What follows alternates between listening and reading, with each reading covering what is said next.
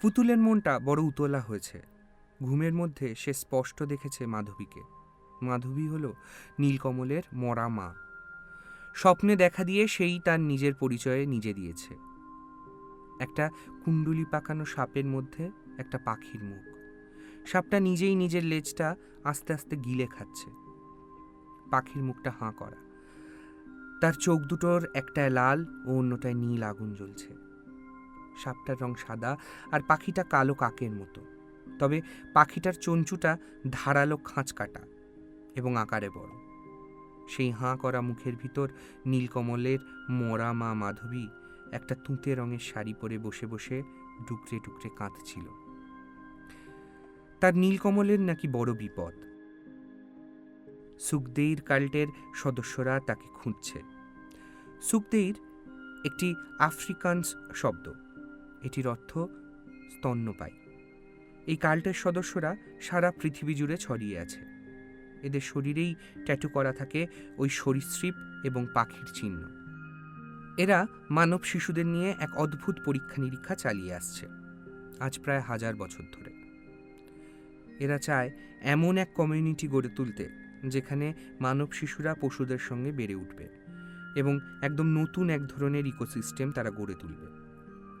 নীলকমলের মাও ছিল এই কাল্টের অংশ, কিন্তু শেষ পর্যন্ত সে বেরিয়ে আসতে চেয়েছিল এই মারাত্মক পরীক্ষা নিরীক্ষা থেকে। তাই নীলকমলকে সে ফুলকেতু গ্রামে মানুষদের মধ্যে ফেলে রেখে আত্মহত্যা করেছিল।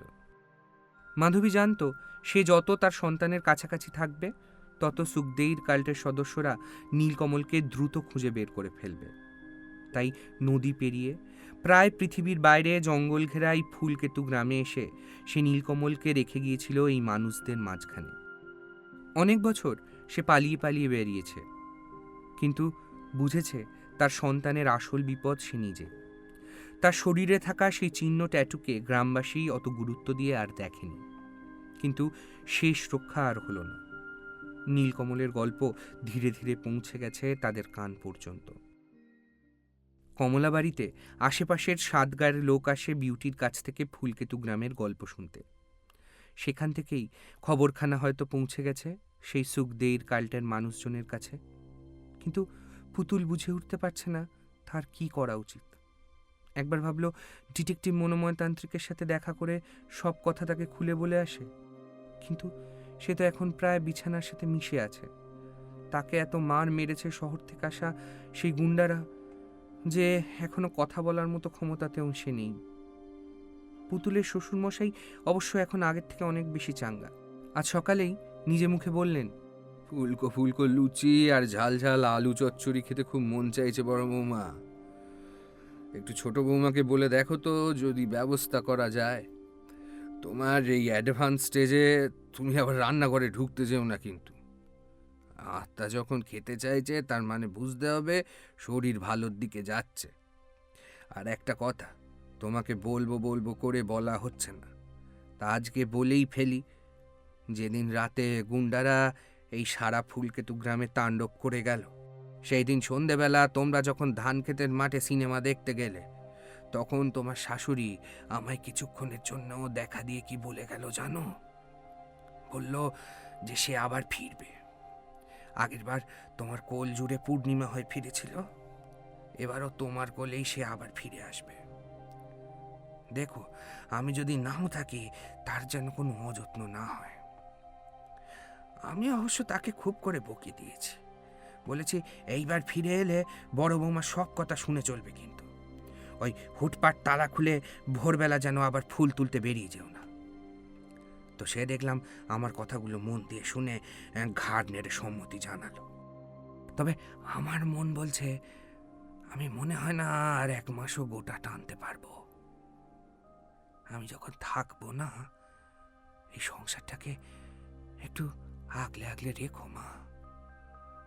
আমার বড় ছেলেটার একটু মাথা গরমেই যা, কিন্তু মনটা বড় ভালো। পুতুল ছদ্ম ধমকের সুরে বলল, আপনি এইসব অলক্ষণে কথা বলা বন্ধ করবেন বাবা। আপনি আমাদের ছেড়ে কোথাও যাবেন না, কিচ্ছু হবে না আপনার। আপনি একটু দাঁড়ান, আমি ছোটকে বলে আপনার সকালের জল খাবারের ব্যবস্থা করছি। সংসারে 2 ভাইয়ের রোজগার 2 রকমের। ছোট ভাই শহরের এক প্রাইভেট ফার্মে চাকরি করে, শখের চাকরি, কারণ রায়জেঠার যা জমিতে প্রতি বছর ধান হয় তা দিয়ে হেসে খেলে 2-3 বছর বেঁচে থাকা যায়। তবু সে সপ্তাহে 6 দিন ভোরবেলা সূর্য ওঠার আগে সেকেন্ড ট্রেন ধরে অফিস করতে যায়, আর ফেরে সেই সন্ধ্যা হলে।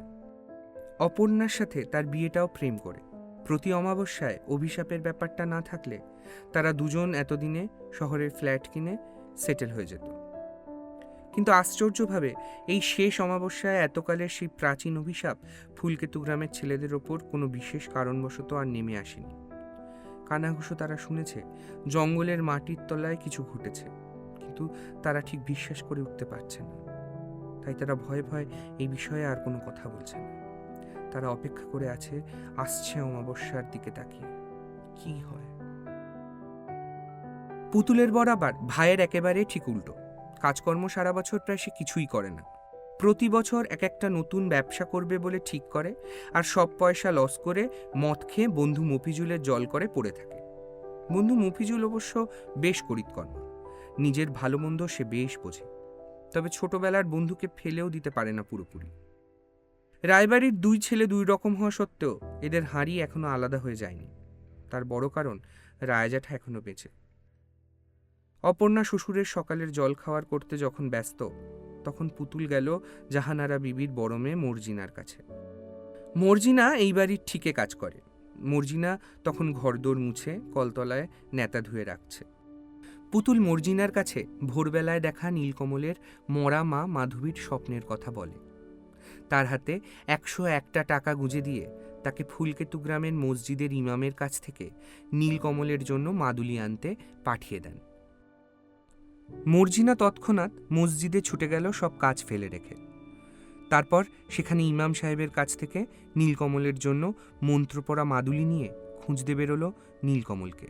মর্জিনা প্রায় সারা গ্রাম চষে ফেলল, কিন্তু নীলকমলকে কোথাও খুঁজে না পেয়ে শেষে দেখে সে থানার পিছনে জঙ্গলের দিকে চুপচাপ তাকিয়ে গুম মেরে বসে আছে। মর্জিনা নীলকমলকে পুতুলের কাছে ধরে নিয়ে আসে। সেখানে তারা দুজনে মিলে নীলকমলকে কলতলায় ল্যাংটো করে সারা গায়ে মুখে ভালো করে তেল আর সাবান ঘষে ঘষে পরিষ্কার করতে থাকে।